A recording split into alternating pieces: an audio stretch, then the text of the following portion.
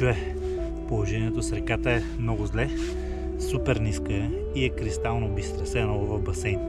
Рибите ме виждат още от паркинга, така че сега тук приклякам. Коленете ме сцепват, но ще дам всичко от себе си, само малко килърбъкче, да видя дали ще успея да хвана някакви риби. Така че, хайде да видим. Те веднага изкачам, не го нагълтат, както обикновено го нагълтат, ами само отива и го придърпва. Сега обаче го глътна.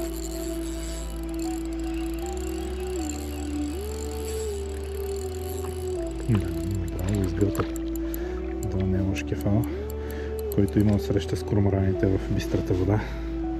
Тъйте го. Корморанчетата са го чопкали. Айде.